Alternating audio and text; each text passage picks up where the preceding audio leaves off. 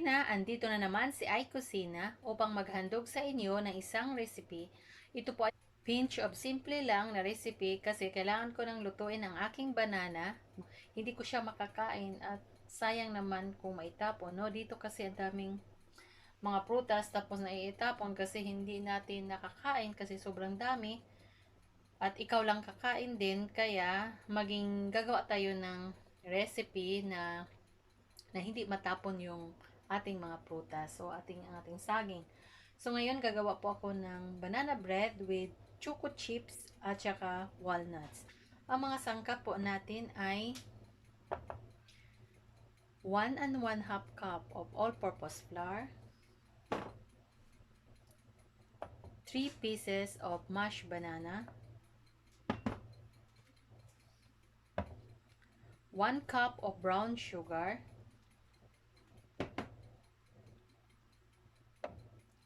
3 eggs medium. Pag large ang gagamitin nyo, pwede kayong gumamit ng 2 pieces lang.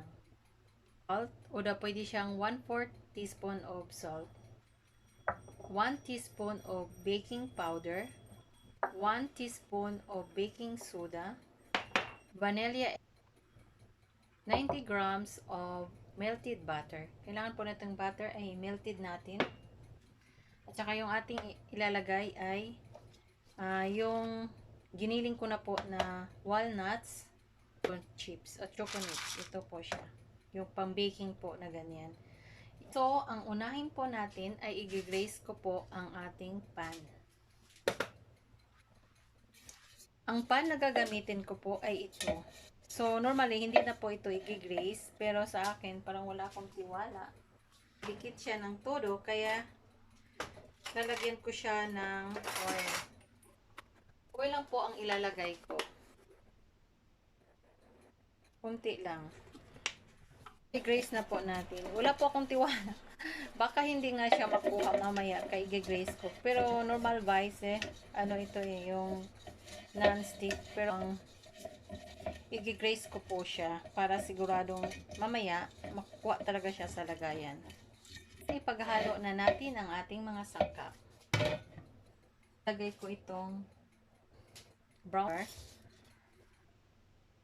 Sila yung unahin ko. Mimix lang po natin na ganito.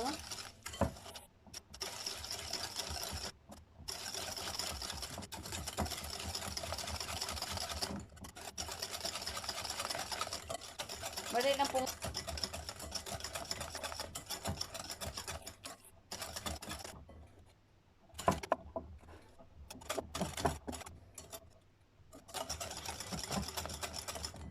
Tapos ilalagay natin yung ating butter.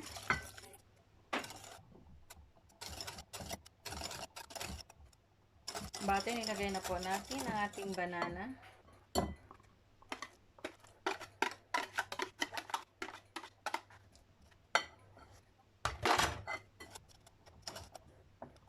Dali lang po gumawa ng banana bread. So, isi-separate muna natin ito. Diyan lang sa tabi. Gawin natin ay ipaghalo na baking powder, baking soda, at salt. Gagawin po natin ito ay imimix po natin siya. Ito lang. Ganyan. Hindi lang ganyan. Pwede lang. So, ngayon po, ilalagay ko po itong ating vanilla extract. Ang una ay preheat the oven ng 160 degrees Celsius and we will bake it for 65 minutes. So, hindi natin siya biglain na mataas ng temperature. Handahan po natin. So, parang natutunaw na po yung sugar natin. So, I will gradually add the flour. I use the sieve para yung masala natin yung flour natin. Ganito. So, mix it.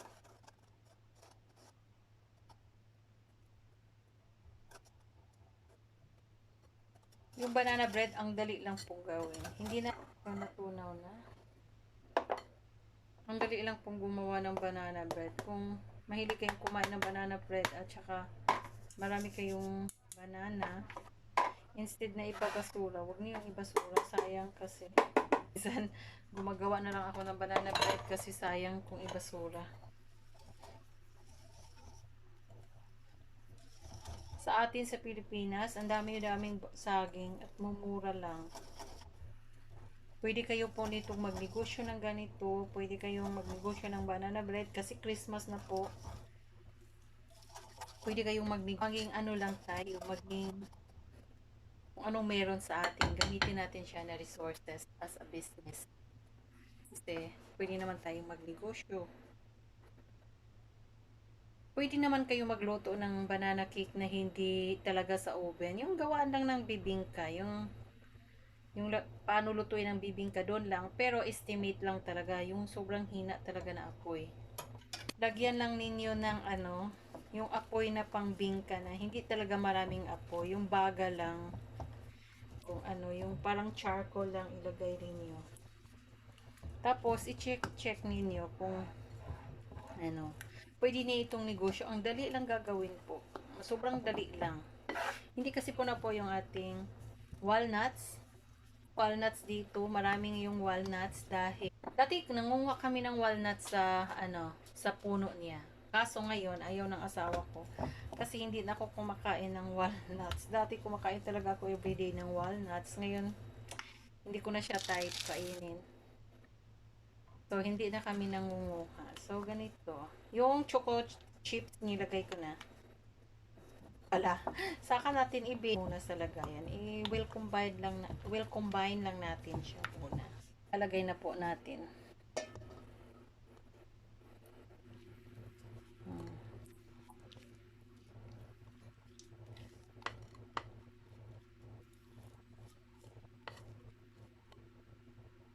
Is for 160 degrees Celsius for about 65 minutes or until done. Pag pinasok mo yung toothpick at lumabas siya na malinis, so ibig sabihin luto na po siya. So, mm, malamig na po ang ating banana bread with walnuts and choco chips. So ngayon, i-unmold na po natin ang ating banana bread. Titingnan na natin at titikman kung anong lasa na ito.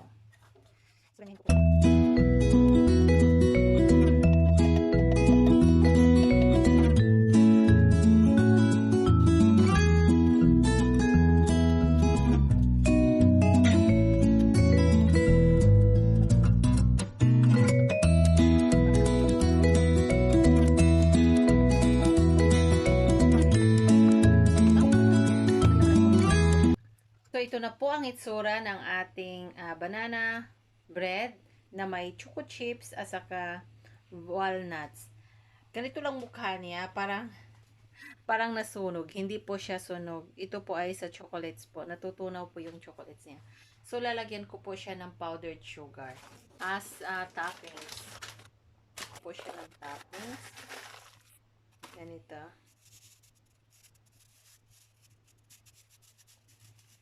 Yung dito, mahilig sila maglagay ng ganyan. Sa atin, hindi naman naglalagay, pero gusto ko pong maglagay para maganda din tingnan siya pag mayroong ganyan. Gusto ko siyang decorationan para maganda rin naman ang mukha niya. Tinang cherry. Para may decoration din po, kunti.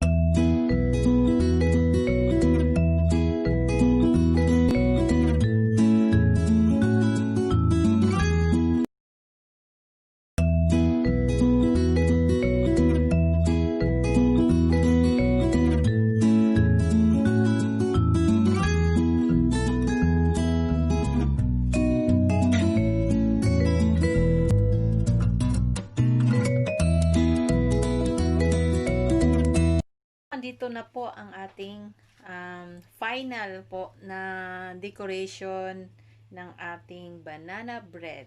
So ngayon, titikman na po natin ang ating banana bread kung masarap po ito. Bread.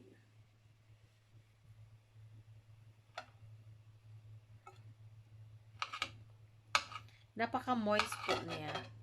So, ipakita ko po ito na chop ko.